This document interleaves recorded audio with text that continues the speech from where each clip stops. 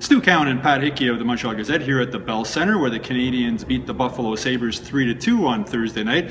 Of course, Pat, the big story was PK Subban being taken off the ice on a stretcher late in the third period. It appears he's going to be okay. The team said after the game he had a neck injury, was taken to the hospital for precautionary reasons, but it was pretty scary there for a while, Pat. It was scary. Anytime they bring the gurney out and the backboard to stabilize the guy, it is scary.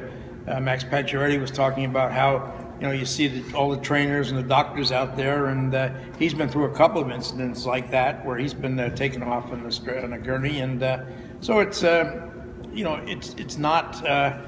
It's a very difficult situation to be in. Yeah, as Max said, he's had one situation where it was just a stinger and he got taken off and he's okay. But then, of course, there was that infamous check when Zdeno Chara ran him into the stanchion and he, almost 5 years ago to today. That's right, a broken neck and 2011 concussion and whatnot. So Max was really emotional in the room afterwards. He didn't really want to say too much. As he said, I'm not a doctor, I don't really know too much. It was a few minutes after he spoke in the locker room that the Canadiens came out with the official announcement that he was taken to the hospital. I imagine at practice on Friday we'll get an update on how PK is doing, but our best wishes obviously to him and his family.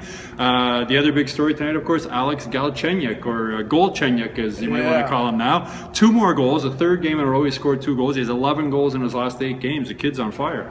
Yeah, it was interesting that normally he puts on a little bit of a show after a goal, and tonight very subdued. And, he's getting used to it. he said that Pacioretty told him that act like you've scored a goal before, and of course he's scoring lots of them now. He's taken over the team lead. He's got 25 goals, 1 more than Max, and he's just been on fire lately.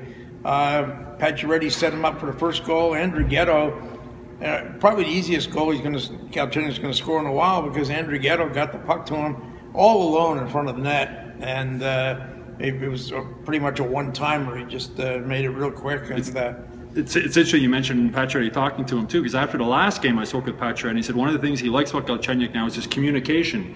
He said he's listening, but also he's not afraid to speak up now and say things. So they seem to be communicating together better than I'm communicating right now with him and Andrew Ghetto. So that's another big thing that's going on. The game-winning goal scored by Greenfield Park's Torrey Mitchell, who had a big celebration when he scored. As he said, it's been a while since he scored a goal.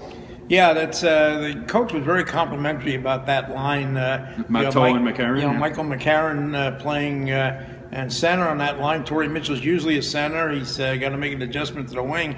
The thing is, for all the searches they've had for centers now, they've got too many of them. I mean, they got all sorts of guys. There's about 7 guys who can play center. But look at McCarron. He won 7 of his 9 draws tonight. Physical presence out there, looked really strong, and the coach said he was really pleased with the way that line cycled on that winning goal. And so he's a big body too. McCarron was screening the goalie on one play when the puck hit the post, and I'm sure the goalie didn't see anything. Another player had a good night was Mark Barberio on defense. He had 2 assists. He was +2. He just, the more he plays, the better he seems to get, Pat. Yeah, he's a pretty solid guy, and I think he's one of these guys that's going to be around next year. He's positioning himself for a future job here, similar to Patterson. Patterson's been a guy who's been sort of on the outside. He's been the 6th or 7th guy for a long time, but now he's playing in the top 4.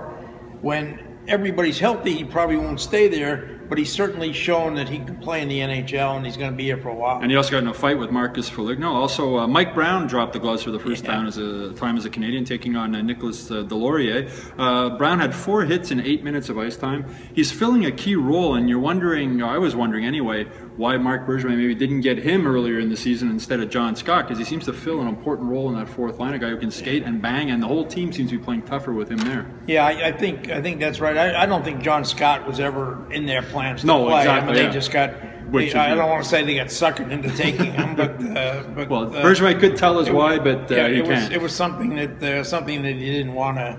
He didn't want to take the guy, but he pretty well had to.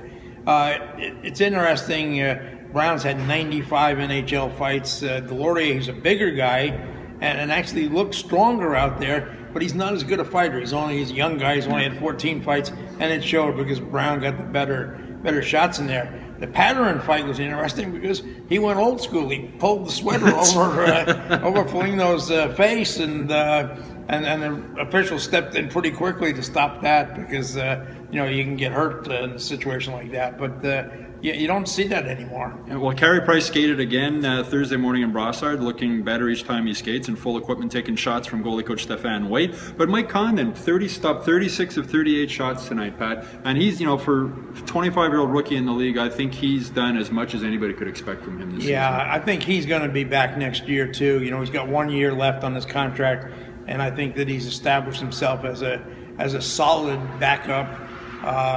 You know, we hope that Carey Price is going to be back at, you know, full strength, 100% next year. I wouldn't be surprised if Carey plays next week sometime. I'm not sure whether it's going to be the Florida game here or the next night in Buffalo, but I would expect that he's going to play one of those two games. Well, that's something for Habs fans to look forward to. That's it for tonight from the Bell Center. We'll be back here again Saturday night when the Minnesota Wild are the visitors.